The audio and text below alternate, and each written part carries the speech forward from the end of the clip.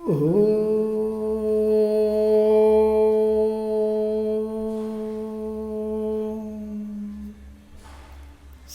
ಗುರು ಬಸವಲಿಂಗಾಯ ನಮಃ. ಈ ದಿನ ಜಗನ್ಮಾತೆ ಅಕ್ಕಮಹಾದೇವಿ ತಾಯಿಯವರ ಒಂದು ವಚನವನ್ನು ನಾವು ನೋಡೋಣ. ನಿನ್ನ ಅರಿಕೆಯ ನರಕವೇ ಮೋಕ್ಷ ಕಂಡಯ್ಯ, ನಿನ್ನ ಅರಿಕೆಯ ನರಕವೇ ಮೋಕ್ಷ ನೋಡಯ್ಯ, ನಿನ್ನನ್ನರಿಯದ ಮುಕ್ತಿಯೇ ನರಕ ಕಂಡಯ್ಯ, ನಿನ್ನನ್ನರಿಯದ ಮುಕ್ತಿಯೇ ನರಕ ಕಂಡಯ್ಯ, ನೀನೊಲ್ಲದ ಸುಖವೇ ದುಃಖ ಕಂಡಯ್ಯ, ನೀನೊಲ್ಲದ ಸುಖವೇ ದುಃಖ ಕಂಡಯ್ಯ, ನೀನೊಲಿದ ದುಃಖವೇ ಪರಮ ಸುಖ ಕಂಡಯ್ಯ, ನೀನೊಲಿದ ದುಃಖವೇ ಪರಮ ಸುಖ ಕಂಡಯ್ಯ. ಚನ್ನಮಲ್ಲಿಕಾರ್ಜುನಯ್ಯ, ನೀ ಕಟ್ಟಿ ಕೆಡಹಿದ ಬಂಧನ ನಿರ್ಬಂಧವೆಂದಿಪ್ಪೆನೆ, ನೀ ಕಟ್ಟಿ ಕೆಡಹಿದ ಬಂಧನವೇ ನಿರ್ಬಂಧವೆಂದಿಪ್ಪೆನು. ಇಲ್ಲಿ ಅಕ್ಕಮಹಾದೇವಿ ತಾಯಿಯವರು ಏನು ಹೇಳ್ತಿದ್ದಾರೆ ಅಂದರೆ, ನಮಗೇನೇ ಬಂದರೂ ಸಹಿತ ಅಲ್ಲೇ ಸೃಷ್ಟಿಕರ್ತ ಪರಮಾತ್ಮನ ಒಂದು ಒಲಿಮೆ ಆಗಬೇಕು. ಸುಖ ಬರಲಿ ಅಥವಾ ದುಃಖ ಬರಲಿ, ಅದೇನೇ ಬಂದರೂ ಆತನ ಒಂದು ಅನುಗ್ರಹ ಅದರಲ್ಲಿ ಇರಬೇಕು ಅಂತ ಹೇಳ್ತಾರೆ.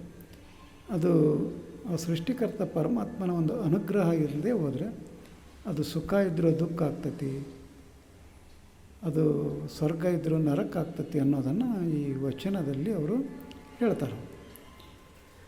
ನಿನ್ನರಿಕೆಯ ನರಕವೇ ಮೋಕ್ಷ ಕಂಡಯ್ಯ ಅಂದರೆ, ಆ ಸೃಷ್ಟಿಕರ್ತ ಪರಮಾತ್ಮನನ್ನು, ಆತನ ಇರುವನ್ನು, ಆತನ ಘನತೆಯನ್ನು ಅರ್ಥಕೊಂಡ ಮೇಲೆ, ತಿಳ್ಕೊಂಡ ಮೇಲೆ ಒಂದು ನರಕದಲ್ಲಿ ಇದ್ದರೂ ಸಹಿತ ಅದು ಮೋಕ್ಷವಾಗಿ ಕಾಣ್ತತಿ ಅನ್ನೋದನ್ನು ಇಲ್ಲಿ ಅವರು ಹೇಳ್ತಾಯಿದ್ರು.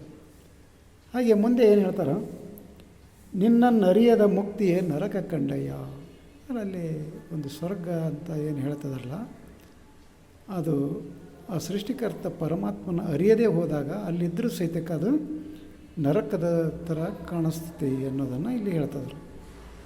ಹಾಗೆ ಮುಂದೆ ಏನು ಹೇಳ್ತಾರೆ ಅಂದರೆ, ನಿನ್ನನ್ನೊಲ್ಲದ ಸುಖವೇ ದುಃಖ ಕಂಡಯ್ಯ ಅಂದರೆ, ಆ ಸೃಷ್ಟಿಕರ್ತ ಪರಮಾತ್ಮನನ್ನು ಅರಿಯದಂಥ ಸುಖ ಏನಿದ್ರೂ ಅದು ಒಂಥರ ದುಃಖವಾಗ್ತತಿ ಅಂತ ಹೇಳ್ತಾರೆ. ಅದೇ ರೀತಿ ಮುಂದೆ ನೀನು ಒಲಿದ ದುಃಖವೇ ಪರಮ ಸುಖವಯ್ಯ ಅಂದರೆ, ಅಲ್ಲಿ ಸೃಷ್ಟಿಕರ್ತ ಪರಮಾತ್ಮ ಒಲಿದಿದ್ದ ಅಂದರೆ ಆತನ ಒಂದು ಅನುಗ್ರಹವಾಗಿತ್ತು ಅಂತ ಕೇಳಿದಾಗ ಅಲ್ಲಿ ಅದು ಏನಾಗ್ತದೆ, ಒಂದು ಪರಮ ಸುಖವಾಗಿ ಕಾಣುತ್ತಿದೆ ಅನ್ನೋದನ್ನು ಅವರು ಇಲ್ಲಿ ಹೇಳ್ತಾರೆ.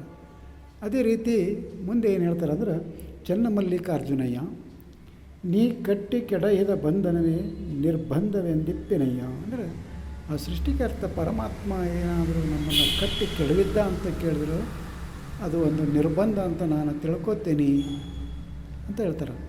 ಇಲ್ಲಿ ಈ ವಚನದ ಒಂದು ಅರ್ಥ ಏನಂತ ಕೇಳಿದಾಗ ಅಕ್ಕಮಹಾದೇವಿ ತಾಯಿಯವರು ಹೇಳೋದು, ಅಲ್ಲಿ ನಮಗೆ ಏನೇ ಒಂದು ಬಂದರೂ ಸಹಿತ ಅದಕ್ಕೆ ಒಂದು ಸೃಷ್ಟಿಕರ್ತ ಪರಮಾತ್ಮನ ಒಂದು ಅನುಗ್ರಹ ಅದಕ್ಕೆ ಆಗಿರಬೇಕು ಅನ್ನೋದನ್ನು ಇಲ್ಲಿ ತಿಳಿಸ್ತಾರೆ.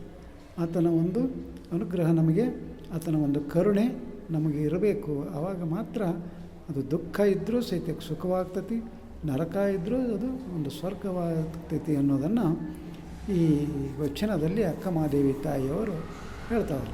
ಅದಕ್ಕೋಸ್ಕರ ನಾವು ಸಹಿತ ಇಲ್ಲಿ ಏನು ಮಾಡಬೇಕು ಅಂದರೆ, ಯಾವುದೇ ನಮಗೆ ಒಂದು ಸುಖ ದುಃಖ ಏನೇ ಬಂದರೂ ಸಹಿತಕ್ಕೆ ಅಲ್ಲಿ ಮೊದಲಿಗೆ ನಾವು ಆ ಸೃಷ್ಟಿಕರ್ತ ಪರಮಾತ್ಮನ ಒಲುಮೆಗೆ ಪಾತ್ರರಾಗಬೇಕಾಗ್ತದೆ. ಹಾಗೆ ಒಂದು ಆಗಬೇಕಾಗಿತ್ತು ಅಂತ ಕೇಳಿದಾಗ ನಾವು ಅಲ್ಲಿ ಮತ್ತೇನು ಮಾಡಬೇಕಾದ್ರೆ ವಚನಗಳನ್ನು ಓದಬೇಕಾಗುತ್ತೆ. ವಚನಗಳನ್ನು ಓದಿ ಪಚನ ಮಾಡಿಕೊಳ್ಬೇಕು. ಅದೇ ರೀತಿ ಈ ದಿನದಿಂದ ಈ ಶ್ರವಣ ಮಾಸ,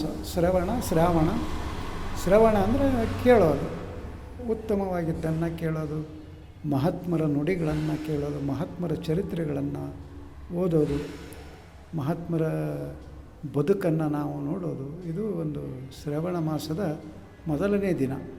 ಆದರೆ ಅನೇಕರು ಏನು ಮಾಡ್ತಾರೆ ಅಂದರೆ, ಅಲ್ಲಿ ತಾಮಸ ಭಕ್ತಿಯಲ್ಲಿ ತೊಡಗ್ತಾರೆ. ಅವರು ಅಲ್ಲಿ ತಾಮಸ ಭಕ್ತಿ ಮಾಡೋದರಿಂದ ಅಲ್ಲಿ ಏನಾಗ್ತದೆ ಅಂದರೆ, ನಮಗೆ ಅಲ್ಲಿ ಒಂದು ಸಾತ್ವಿಕತನ ಬರೋದಿಲ್ಲ.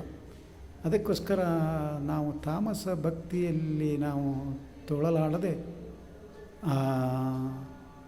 ಯಾವ್ಯಾವುದು ಪುರಾಣಗಳನ್ನು ಓದಿ ಆ ಪುರಾಣಗಳಲ್ಲಿ ಬರೋದು ಕೊನೆಗೆ ಏನಂದರೆ ಒಂದು ಹತ್ಯೆ, ಒಂದು ಕುರಿಯಾದರೂ ಕಡಿಬೇಕು, ಮತ್ತೊಂದೇನಾದರೂ ಹತ್ಯೆ ಮಾಡಬೇಕು, ಧ್ವಂಸ ಮಾಡಬೇಕು ಅಂತ ಒಂದು ಪುರಾಣಗಳನ್ನು ಓದಿ ಈ ನಮ್ಮ ಬದುಕನ್ನು ಮತ್ತೆ ಅಲ್ಲಿ ನಾವು ತಾಮಸಿಕರಾಗಿ ಉಳಿದುಕೊಳ್ಳದೆ ನಾವು ಶರಣರ ವಚನಗಳನ್ನು ಓದಿದಾಗ ನಮ್ಮ ಬದುಕು ಸುಖಮಯವಾಗ್ತತಿ. ನಮ್ಮ ಎಲ್ಲ ಜೀವನವೂ ಸುಖ ಸಂತೋಷದಿಂದ ಕೂಡ್ತತಿ.